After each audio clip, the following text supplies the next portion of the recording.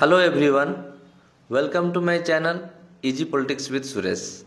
आजिर ये भिडियो आम एक गुरुत्वपूर्ण टॉपिक सेटा होची भारत और पाकिस्तान रो वैदेशिक संपर्क विषय आम आलोचना करबा। एई भिडियो रे आम भारत और पाकिस्तान रो ऐतिहासिक संपर्क कौन अच्छी सेगुड़िक आम आलोचना करबा। ता सहित भविष्य रे ए दुईटी राष्ट्र मध्य कौ भले संपर्क रहिबाकु जाउछि से विषय में आम आलोचना करबा। ए दुईटी राष्ट्र गोटे समय रे गोटे राष्ट्र रे विवेचित होउथिले, जहाँ कि आम समस्त जानिछु अखंड भारत रो अंश विशेष थिला पाकिस्तान। किंतु 1947 मसीहा अगस्ट मास 14 तारिख रे पाकिस्तान स्वाधीन होइथिला एवं अगस्ट मास 15 तारिख रे भारत स्वाधीन होइथिला। ए दुईटी राष्ट्र आंतर्जातिक राजनीति रे बा विश्व राजनीति रे एक स्वतंत्र स्थान अधिकार करछन्ति। ए दुईटी राष्ट्र मध्य सीमा विवाद एवं सांप्रदायिक दंगा व अन्यान्य दंगा भितर बा अन्यान्य विपद भितर सन्त्रासवाद एगुड़िक हूँ गोटे गोटे गुरुत्वपूर्ण विषय जहाँकि आंतर्जातिक राजनीतिर एक आलोचनार मुख्य केन्द्र रूपे पलटि। तेणु आसतु आम भिडियोटी को प्रथमरु शेष पर्यंत देखिबा एवं एई भिडियो द्वारा आम जानिपारिबा विभिन्न गुरुत्वपूर्ण धारणा गुड़िक गुरुत्वपूर्ण विषय गुड़िक जहाँ ए दुईटी राष्ट्र आंतर्जातिक क्षेत्र में संपर्क को गढ़िबारे बा ताकु आगो को नेबारे कौन बाधक सृष्टि करछि बा केमिति ए दुईटी राष्ट्र संपर्क अछि से विषय आम जानिबा। डियर स्टूडेंट्स, आम यार इंट्रोडक्शन रे आलोचना कले जे केमिति अगस्ट 14 1947 रे पाकिस्तान स्वाधीन होइथिला एवं अगस्ट 15 तारिख रे भारत स्वाधीन होइथिला। जदि वर्तमान रो परिस्थिति को देखिबा ए दुईटी राष्ट्र होउछन्ति आंतर्जातिक स्तर रे जो छवि प्रदान करछन्ति से अनुसार दुईटी राष्ट्र होउछन्ति शत्रु राष्ट्र। तेणु ए दुईटी राष्ट्र संपर्क को आम विभिन्न पर्याय आलोचना करबा, विभिन्न पॉइंट गुड़िक द्वारा आम आलोचना करबा जहाँकि अतीत घटी। तेणु प्रथम पॉइंट हूँ सिंधु नदीर जल विभाजन आईन। सिंधु नदीर जल विभाजन आईन जहाँकि 1960 मसीह भारतर तत्कालीन प्रधानमंत्री पंडित जवाहरलाल नेहरू और पाकिस्तान राष्ट्रपति आयुब खान को मध्य होइथिला। यार उद्देश्य थिला सिंधु नदीर जल आवंटन पर एक राजीनामा स्वाक्षर करबा, जहाद्वारा कि उभय देशर प्रतिनिधि माने एक आयोग गठन करेंगे एवं यही नदीर जलर बंटन केमिति ठीक भाव में हो पारिबो सेथि निमंते विभिन्न आईन प्रणयन करेंगे। कारण सिंधु नदी भारत एवं पाकिस्तान भारत रु पाकिस्तान को जाइथाए एवं सिंधु नदीर जल को व्यवहार करा जाइथाए उभय भारत एवं पाकिस्तान रे। यह मत्स्यजीवी मान निमंते हो किंबा जल विद्युत उत्पादन पाए हो किंबा जीविका अर्जन क्षेत्र में गुरुत्वपूर्ण स्थान अधिकार करिछि। तेणु यार प्रासंगिकता को नहीं 1960 मसीह जवाहरलाल नेहरू एवं पाकिस्तान राष्ट्रपति आयुब खान सिंधु नदीर जल विभाजन आईन प्रणयन करथिले। किंतु अनेक समय यह विवाद उपजुछि, पाकिस्तान भारत को विरोध करुछि। से गुड़िक आम अनेक समय देखा पाचु, विशेषकर उरी रे जो सन्त्रासवादी आक्रमण होइथिला तापर भारत पाकिस्तान को सिंधु नदी रो जल बंटन क्षेत्र में बाधा सृष्टि करने अनेक पदक्षेप नहीं एवं ताकू विरोध करथिला पाकिस्तान। ठीक सेमिति आगु को सिंधु नदी जल बंटन भली आउ कौन कौन गुरुत्वपूर्ण विषय अच्छे आम देखा। नेक्स्ट पॉइंट हूँ काश्मीर प्रसंग को नहीं विवाद। भारत स्वाधीन होगा पर काश्मीर प्रसंग को नहीं भारत और पाकिस्तान मध्य तिक्तता एवं विवाद देखा आम पाऊँ आज पर्यंत। एवं यार आरंभ होता 1947 मसीहा अक्टोबर मास 22 तारिख रे जम्मू काश्मीर माने भारतर उत्तर में जम्मू काश्मीर काश्मीर अंचल को दखल करने पाकिस्तान 2000 ଆତଙ୍କବାଦୀମାନେ ବା ସନ୍ତ୍ରାସବାଦୀମାନେ ପାକିସ୍ତାନୀମାନେ ପ୍ରବେଶ କରିଥିଲେ ଏବଂ ପୁଞ୍ଚର ଏକ ବିସ୍ତୀର୍ଣ୍ଣ ଅଞ୍ଚଳକୁ ସେମାନେ ଦଖଲ କରିଥିଲେ।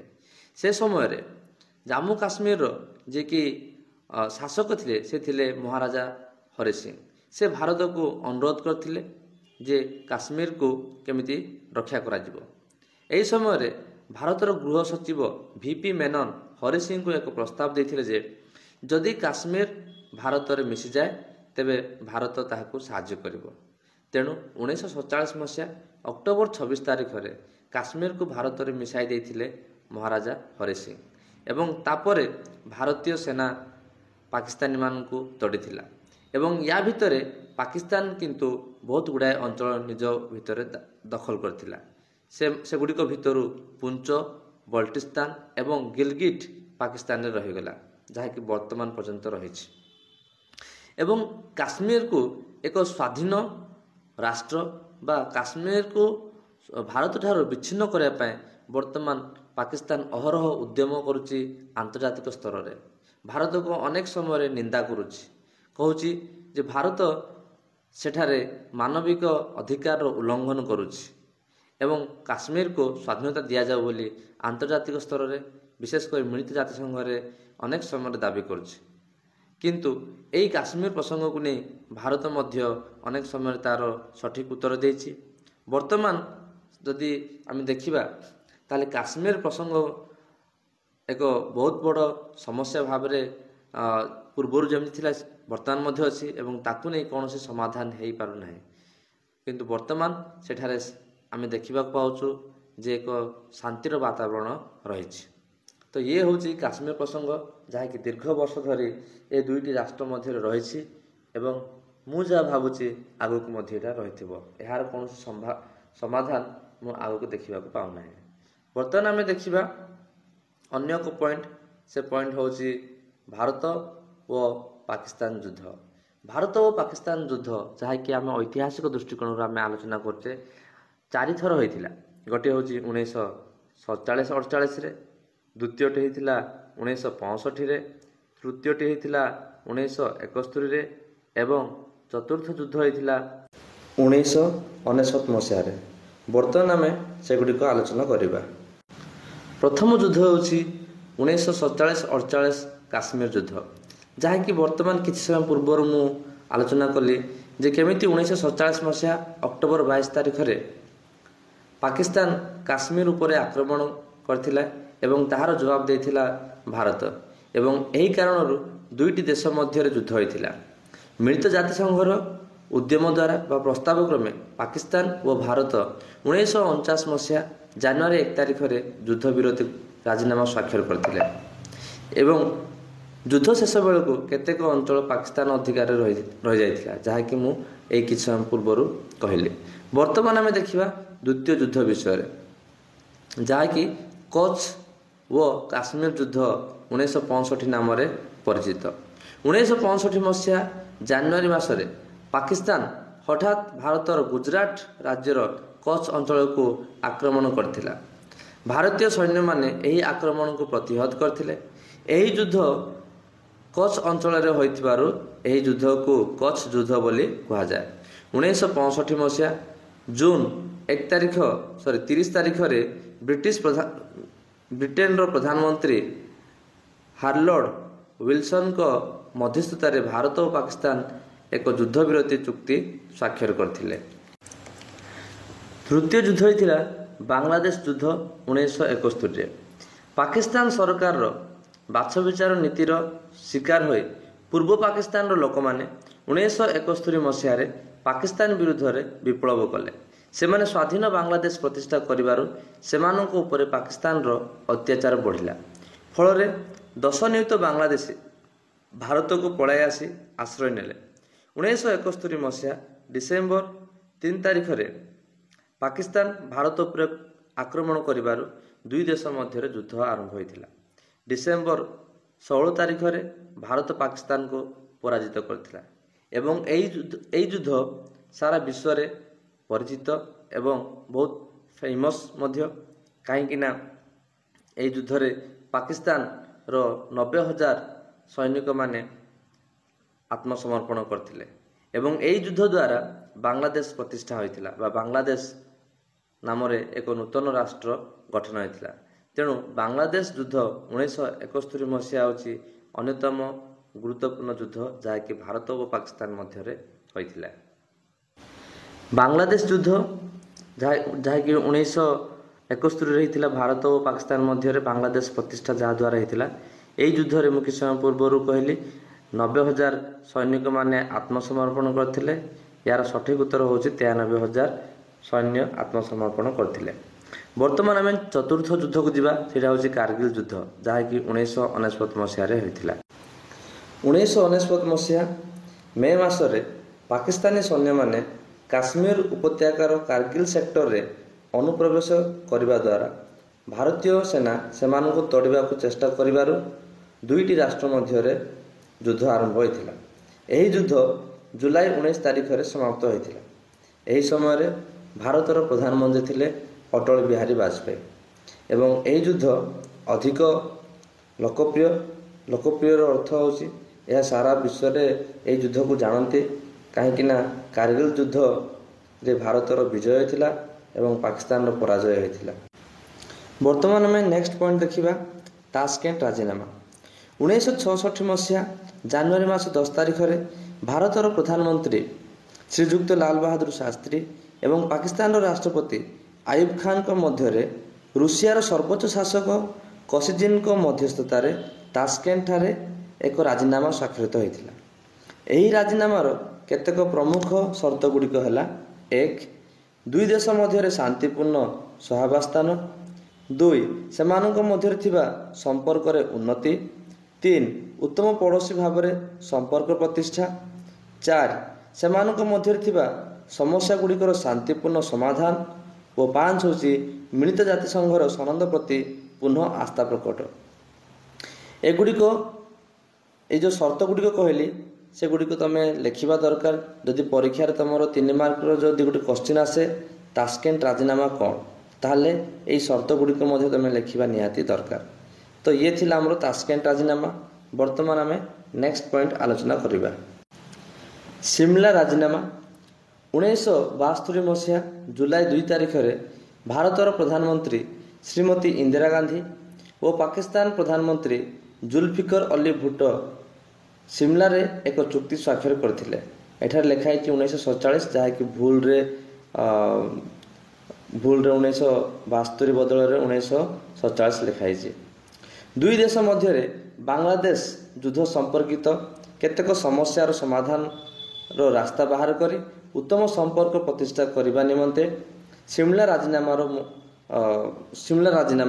ସ୍ୱାକ୍ଷର କରାଯାଇଥିଲା। ଏହା ଥିଲା ସିମଲା ରାଜିନାମାର ମୁଖ୍ୟ ଉଦ୍ଦେଶ୍ୟ, ଯେ କେମିତି ଦୁଇଟି ରାଷ୍ଟ୍ର ମଧ୍ୟରେ ଯେଉଁ ଯୁଦ୍ଧ ଚାଲିଥିଲା ସେ ଯୁଦ୍ଧ ପରେ କେମିତି ଦୁଇଟି ରାଷ୍ଟ୍ର ମଧ୍ୟରେ ପୁଣି ଥରେ ସୁସମ୍ପର୍କ ସ୍ଥାପନ ହୋଇପାରିବ, ସେଥି ନିମନ୍ତେ ସିମଲା ରାଜିନାମା ହୋଇଥିଲା। ଏହି ରାଜିନାମାର ମହତ୍ତ୍ୱପୂର୍ଣ୍ଣ ନୀତି ଥିଲା ଦ୍ୱିପାକ୍ଷିକ ଆଲୋଚନା ଦ୍ୱାରା ଓ ଶାନ୍ତିପୂର୍ଣ୍ଣ ଉପାୟରେ ବିବାଦଗୁଡ଼ିକର ସମାଧାନ କରିବା। ଏହି ରାଜିନାମାର କେତେକ ସର୍ତ୍ତଗୁଡ଼ିକ ହେଲା 1. ଆନ୍ତର୍ଜାତିକ ସୀମାରୁ ଉଭୟ ଭାରତ ଓ ପାକିସ୍ତାନ ନିଜ ନିଜ ସେନା ପ୍ରତ୍ୟାହାର କରିବେ। 2. ଦ୍ୱିପାକ୍ଷିକ ବିବାଦଗୁଡ଼ିକୁ ନିଜ ନିଜ ଭିତରେ ଆଲୋଚନା କରି ଶାନ୍ତିପୂର୍ଣ୍ଣ ଭାବରେ ସମାଧାନ କରିବେ। 3. କୌଣସି ବିବାଦ ନେଇ କେହି ଅନ୍ୟ ବିରୁଦ୍ଧରେ ବଳ ପ୍ରୟୋଗ କରିବେ ନାହିଁ। 4. ପରସ୍ପର ବିରୋଧରେ ଯୁଦ୍ଧ ହେବା ଭଳି କାର୍ଯ୍ୟ କରିବେ ନାହିଁ। 5. ଉଭୟ ପକ୍ଷ ଜାମ୍ମୁ ଓ କାଶ୍ମୀରରେ ସ୍ୱୀକୃତି ନୂତନ ନିୟନ୍ତ୍ରଣ ରେଖା ବା ବାସ୍ତବ ନିୟନ୍ତ୍ରଣ ରେଖାକୁ ସମ୍ମାନ କରିବେ। 6. ଉଭୟ ଦେଶ ପରସ୍ପରର ଉତ୍ତମ ପଡ଼ୋଶୀ ହୋଇ ରହିବେ। ତ ଏଗୁଡ଼ିକ ଥିଲା ଆମର ସିମଲା ରାଜିନାମାର ସର୍ତ୍ତଗୁଡ଼ିକ, ଯାହାକି ପ୍ରତ୍ୟେକ ପିଲାମାନେ ସିରିୟସଲି ଏଟାକୁ ପଢ଼ିବା ଦରକାର, କାହିଁକିନା ଏଇଟା ଗୋଟେ ବହୁତ ଗୁରୁତ୍ୱପୂର୍ଣ୍ଣ ପ୍ରଶ୍ନ 3 ମାର୍କ ପାଇଁ। ତ ବର୍ତ୍ତମାନ ଆମେ ଆଗକୁ ଦେଖିବା ନେକ୍ସଟ ପଏଣ୍ଟ ହେଉଛି ଲାହୋର ଘୋଷଣାନାମା। 1999 ମସିହା ଫେବୃଆରୀ ମାସରେ ଭାରତର ପ୍ରଧାନମନ୍ତ୍ରୀ ଅଟଳ ବିହାରୀ ବାଜପେୟୀ ବସ୍ରେ ପାକିସ୍ତାନର ଲାହୋର ନଗରୀକୁ ଯାତ୍ରା କରିଥିଲେ ଶାନ୍ତି ଓ ମୈତ୍ରୀର ସ୍ୱପ୍ନ ନେଇ। ପାକିସ୍ତାନର ପ୍ରଧାନମନ୍ତ୍ରୀ ନୱାଜ ସରିଫଙ୍କ ସହିତ ସେଠାରେ ସେ ଏକ ଘୋଷଣାନାମା ସ୍ୱାକ୍ଷର କରିଥିଲେ, ଯାହା ଲାହୋର ଘୋଷଣାନାମା ଭାବେ ପରିଚିତ। ଏହାର କିଛି ଗୁରୁତ୍ୱପୂର୍ଣ୍ଣ ସର୍ତ୍ତ ଗୁଡ଼ିକ ଥିଲା। ସେ ସର୍ତ୍ତ ଗୁଡ଼ିକ କ'ଣ? ପ୍ରଥମ ସର୍ତ୍ତ ହେଉଛି ସମସ୍ତ ଦ୍ୱିପାକ୍ଷିକ ସମସ୍ୟାର ଶାନ୍ତିପୂର୍ଣ୍ଣ ସମାଧାନ କରିବା। 2 ରହୁଛି ସିମଲା ରାଜିନାମା ଅନୁସାରେ କାଶ୍ମୀର ସମସ୍ୟାର ସମାଧାନ କରିବା। 3 ହେଉଛି ପରସ୍ପରର ଆଭ୍ୟନ୍ତରୀଣ ବ୍ୟାପାରରେ ହସ୍ତକ୍ଷେପ ନ କରିବା। 4 ହେଉଛି ଦୁଇ ଦେଶ ମଧ୍ୟରେ ଆଣବିକ ପ୍ରତିଯୋଗିତା ନ କରିବା। ଏଇ ଯେଉଁ 4 ନମ୍ବର ପଏଣ୍ଟ, ଦୁଇ ଦେଶ ମଧ୍ୟରେ ଆଣବିକ ପ୍ରତିଯୋଗିତା ନ କରିବା, ଏହା ଏଇଥିପାଇଁ ହୋଇଥିଲା କାହିଁକି ନା 1998 ମସିହାରେ ଭାରତ ଆଣବିକ ପରୀକ୍ଷା କରିଥିଲା ରାଜସ୍ଥାନର ପୋଖରାନଠାରେ ଏବଂ ତାହାର କିଛି ଦିନ ପରେ ପାକିସ୍ତାନ ମଧ୍ୟ ପରୀକ୍ଷା କରିଥିଲା। ତେଣୁ ଦୁଇଟି ଦେଶ ମଧ୍ୟରେ ଆଣବିକ ପ୍ରତିଯୋଗିତା ଯେମିତି ନ ହେବ ଭବିଷ୍ୟତରେ, ସେଥି ନିମନ୍ତେ ଏହି ଯେଉଁ ଲାହୋର ଘୋଷଣାନାମା ହୋଇଥିଲା ସେ ସମୟରେ ଏହି ପଏଣ୍ଟକୁ ମଧ୍ୟ ସେମାନେ ଉଲ୍ଲେଖ କରିଥିଲେ। ନେକ୍ସଟ ଆମେ ଦେଖିବା ସିଆଚିନ୍ ପ୍ରସଙ୍ଗ। କାରାକୋରମ୍ ରେଞ୍ଜର ଏକ ତୁଷାରଚ୍ଛନ୍ନ ଅଞ୍ଚଳ ହେଉଛି ସିଆଚିନ୍। ଏଠାରେ କୌଣସି ଜନବସତି ନାହିଁ, ସେଠାରେ କୌଣସି ଲୋକ ବାସ କରନ୍ତି ନାହିଁ, କିନ୍ତୁ ରଣନୀତି ଦୃଷ୍ଟିରୁ ଏହା ଏକ ଗୁରୁତ୍ୱପୂର୍ଣ୍ଣ ଅଞ୍ଚଳ। ରଣନୀତି ଦୃଷ୍ଟିକୋଣର ଅର୍ଥ ହେଉଛି ଯୁଦ୍ଧ ଦୃଷ୍ଟିକୋଣରୁ 1984 ମସିହାରେ ଭାରତୀୟ ସେନା ଏହାକୁ ନିଜ ଅକ୍ତିଆରକୁ ଆଣିଲା। ଏହାଦ୍ୱାରା ଭାରତ ପାକିସ୍ତାନ ଓ ଚୀନର ସାମରିକ ଗତିବିଧି ଉପରେ ନଜର ରଖିପାରିବ। ସେହି ଦିନଠାରୁ ପାକିସ୍ତାନ ଚେଷ୍ଟା କରୁଛି ସିଆଚିନ୍କୁ ଭାରତ କର୍ତ୍ତୃତ୍ୱରୁ ମୁକ୍ତ କରିବା ପାଇଁ, କିନ୍ତୁ ଏପର୍ଯ୍ୟନ୍ତ ସଫଳ ହୋଇନାହିଁ କି ମୁଁ ଆଶା କରୁଛି ଭବିଷ୍ୟତରେ ମଧ୍ୟ ସଫଳ ହୋଇପାରିବ ନାହିଁ। ତେଣୁ 1984 ମସିହାରେ ଭାରତୀୟ ସେନା ଏହାକୁ ଯେତେବେଳେ ନିଜ ଅକ୍ତିଆରକୁ ଆଣିଥିଲା, ତାପରେ ପରେ ପାକିସ୍ତାନ ଏହାକୁ ବିରୋଧ କରିଛି ଏବଂ ପାକିସ୍ତାନ ଚେଷ୍ଟା କରୁଛି କେମିତି ଭାରତର କର୍ତ୍ତୃତ୍ୱ ସେ ଅଞ୍ଚଳରୁ ଉଠିଯିବ, ଯଦ୍ୱାରା କି ପାକିସ୍ତାନ ପାଇଁ ଏବଂ ଚୀନ ପାଇଁ ମଧ୍ୟ ରଣନୀତି ଦୃଷ୍ଟିକୋଣରୁ ତାହା ଅଧିକ ଲାଭଜନକ ହୋଇପାରିବ। କିନ୍ତୁ ଭାରତ ଏପର୍ଯ୍ୟନ୍ତ ସଫଳ ଅଛି, ନିଜର ସେନାକୁ ସେଠାରେ ମୁତୟନ କରିଛି, ଯଦ୍ୱାରା କି ଭାରତ ସେହି ଅଞ୍ଚଳକୁ ନିଜ ଅକ୍ତିଆରରେ ରଖିଛି। ନେକ୍ସଟ ପଏଣ୍ଟ ହେଉଛି ପାକିସ୍ତାନୀ ସନ୍ତ୍ରାସବାଦ। ଅନେକ ସମୟରେ ପାକିସ୍ତାନୀ ସନ୍ତ୍ରାସବାଦୀମାନେ ଭାରତରେ ହିଂସାକାଣ୍ଡ କରାଉଛନ୍ତି। 1980 ଦଶକରେ ଆରମ୍ଭ ହୋଇଥିବା ଖଲିସ୍ତାନୀ ଆନ୍ଦୋଳନରେ ପାକିସ୍ତାନ ନିଜର ସନ୍ତ୍ରାସବାଦୀମାନଙ୍କୁ ପଠାଇଥିଲା। ଆନ୍ଦୋଳନକାରୀମାନଙ୍କୁ ଟ୍ରେନିଂ ଏବଂ ଅସ୍ତ୍ରଶସ୍ତ୍ର ଯୋଗାଇବା ପାଇଁ ପାକିସ୍ତାନ ସହଯୋଗ କରୁଛି। ଖଲିସ୍ତାନ ଯେଉଁ ଆନ୍ଦୋଳନ ହୋଇଥିଲା ସେଇଟା ଥିଲା ପଞ୍ଜାବରେ। ଏହି ଆନ୍ଦୋଳନ ହୋଇଥିଲା ଏବଂ ଏହାର ଉଦ୍ଦେଶ୍ୟ ଥିଲା ଯେ କେମିତି ଶିଖମାନେ ନିଜ ପାଇଁ ଏକ ସ୍ୱତନ୍ତ୍ର ରାଷ୍ଟ୍ର ଗଠନ କରିବେ, ଯାହାର ନାମ ଦେବେ ଖଲିସ୍ତାନ। ଏବଂ ଏହି ଆନ୍ଦୋଳନକୁ ସପୋର୍ଟ କରୁଥିଲା ପାକିସ୍ତାନ। ଟ୍ରେନିଂ ମାଧ୍ୟମ ଯେଉଁମାନେ ସନ୍ତ୍ରାସବାଦୀ ଥିଲେ ବା ଆନ୍ଦୋଳନକାରୀମାନେ ଥିଲେ ସେମାନଙ୍କୁ ଟ୍ରେନିଂ ଦେବାରେ ଏବଂ ସେମାନଙ୍କୁ ଅସ୍ତ୍ରଶସ୍ତ୍ର ଯୋଗାଇବାରେ ପାକିସ୍ତାନ ସେମାନଙ୍କୁ ସାହାଯ୍ୟ କରୁଥିଲା। ଏହା ସହିତ ପାକିସ୍ତାନ ଅନେକ ସମୟରେ ଭାରତରେ ସନ୍ତ୍ରାସବାଦୀ କାର୍ଯ୍ୟଗୁଡ଼ିକ ବା କ'ଣ କହିବି ସନ୍ତ୍ରାସବାଦୀ ଆକ୍ରମଣ ଘଟାଉଛି। ଯେମିତିକି ଆମେ ଦେଖିବା ମୁମ୍ବାଇର ଯେଉଁ ତାଜ ହୋଟେଲ ଉପରେ ଆକ୍ରମଣ ହୋଇଥିଲା, ଠିକ୍ ଅଛି, ଯାହାକି 2008ରେ ହେଇଥିଲା। ତା ସହିତ 2008 ନଭେମ୍ବର 26ରେ ମୁମ୍ବାଇର ତାଜ ହୋଟେଲରେ ଆକ୍ରମଣ କରିଥିଲା। ପୁଣି 2001ରେ ଭାରତର ପାର୍ଲାମେଣ୍ଟ ଉପରେ ଆକ୍ରମଣ କରିଥିଲା। 2016ରେ ଉରିରେ ଆକ୍ରମଣ ହୋଇଥିଲା। ଏଗୁଡ଼ିକ ହେଉଛି ପାକିସ୍ତାନର ସନ୍ତ୍ରାସବାଦୀ କାର୍ଯ୍ୟକ୍ରମ, ଯେଉଁଟାକି ଭାରତରେ ଅନେକ ସମୟରେ ଆମେ ଦେଖିବାକୁ ପାଉଛୁ। ତେଣୁ ଆମେ କହୁଛୁ, ଭାରତ ସର୍ବଦା କହୁଛି ଏବଂ ଏହା ମଧ୍ୟ ବାସ୍ତବରେ ଠିକ୍ ଯେ ପାକିସ୍ତାନ ହେଉଛି ସନ୍ତ୍ରାସବାଦୀ କାର୍ଯ୍ୟକ୍ରମର ଏପିସେଣ୍ଟର, ଯେଉଁଠିକି ସନ୍ତ୍ରାସବାଦୀମାନଙ୍କୁ ତାଲିମ ଦିଆଯାଇଥାଏ, ଯେଉଁଠିକି ସନ୍ତ୍ରାସବାଦୀମାନେ ବିପୁଳ ସଂଖ୍ୟାରେ ଯୋଗଦାନ ଦେଇଥାନ୍ତି ଏବଂ କେମିତି ଭାରତରେ ସେମାନେ କେମିତି ହିଂସାକାଣ୍ଡ ଘଟାଇବେ ସେଥି ନିମନ୍ତେ ସେମାନେ ଯୋଜନା ତିଆରି କରିଥାନ୍ତି। ଅନେକ ସନ୍ତ୍ରାସବାଦୀ ସଂଗଠନ ଗୁଡ଼ିକ ପାକିସ୍ତାନରେ ସକ୍ରିୟ ରହିଛି, ଯେଉଁ ସଂଗଠନ ଗୁଡ଼ିକ କି ଭାରତରେ ଅନେକ ସମୟରେ ହିଂସାକାଣ୍ଡ ଘଟାଉଛି। ସେମାନଙ୍କ ଭିତରୁ ଗୋଟେ ଗୁରୁତ୍ୱପୂର୍ଣ୍ଣ ସଂଗଠନ ହେଉଛି ଜୈଶ ଇ ମହମ୍ମଦ। ୟାର ଯିଏକି ମୁଖ୍ୟ ଥିଲେ ତାଙ୍କ ନାଁ ହେଉଛି ଆଜାହାର ମାସୁଦ ଏବଂ ଭାରତ ସେହି ବ୍ୟକ୍ତିଙ୍କୁ ମିଳିତ ଜାତିସଂଘରେ ଅନେକ ସମୟରେ ପ୍ରସ୍ତାବ ଦେଇଛି ଯେ ଏହି ବ୍ୟକ୍ତିକୁ ଆନ୍ତର୍ଜାତିକ ସ୍ତରରେ ଏକ ଆତଙ୍କବାଦୀ ଭାବେ ଘୋଷଣା କରାଯାଉ। କିନ୍ତୁ ଚୀନ ସର୍ବଦା ଯେହେତୁ ପାକିସ୍ତାନକୁ ସମର୍ଥନ କରେ ନିଜର ଭିଟୋ କ୍ଷମତାକୁ ପ୍ରୟୋଗ କରି ଏହି ପ୍ରସ୍ତାବକୁ ସେ ବନ୍ଦ କରିଦେଉଥିଲା ବା ନାକଚ କରିଦେଉଥିଲା। କିନ୍ତୁ ବର୍ତ୍ତମାନ ଭାରତ ସଫଳ ହୋଇଛି ଏବଂ ମିଳିତ ଜାତିସଂଘ ମଧ୍ୟ ତାକୁ ଏକ ସନ୍ତ୍ରାସବାଦୀ ଭାବେ ଘୋଷଣା କରିଛି।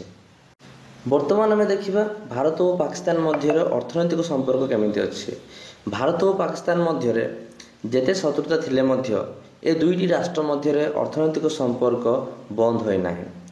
1996 ମସିହାରେ ଭାରତ ପାକିସ୍ତାନକୁ ମୋଷ୍ଟ ଫେଭର୍ଡ ନେସନ୍ MFNର ଷ୍ଟାଟସ୍ ଦେଇଛି, କିନ୍ତୁ ପାକିସ୍ତାନ ଏପର୍ଯ୍ୟନ୍ତ ଭାରତକୁ ସେ ମର୍ଯ୍ୟାଦା ଦେଇନାହିଁ। ତେଣୁ ଶତ୍ରୁତା ଥିଲେ ମଧ୍ୟ ଭାରତ ଓ ପାକିସ୍ତାନ ମଧ୍ୟରେ ପାଖାପାଖି $10 ବିଲିୟନ ବାଣିଜ୍ୟ ହେଲାଣି। ବର୍ତ୍ତମାନ ଆମେ ଦେଖିବା ଉପସଂହାର ବା ଏହାର କନକ୍ଲୁଜନ୍ କ'ଣ ଅଟେ। ପାକିସ୍ତାନର ଶତ୍ରୁ ଆଚରଣ ସତ୍ତ୍ୱେ ଭାରତ ଅନେକ ସମୟରେ ଚେଷ୍ଟା କରିଛି କେମିତି ପାକିସ୍ତାନ ସହିତ ଏକ ବନ୍ଧୁତାର ହାତ ବଢ଼ାଇବ, କିନ୍ତୁ ପାକିସ୍ତାନ ଏପର୍ଯ୍ୟନ୍ତ ପ୍ରତିଶୋଧ ଓ ବିଶ୍ୱାସଘାତକତାର ରାସ୍ତା ଛାଡ଼ିନାହିଁ।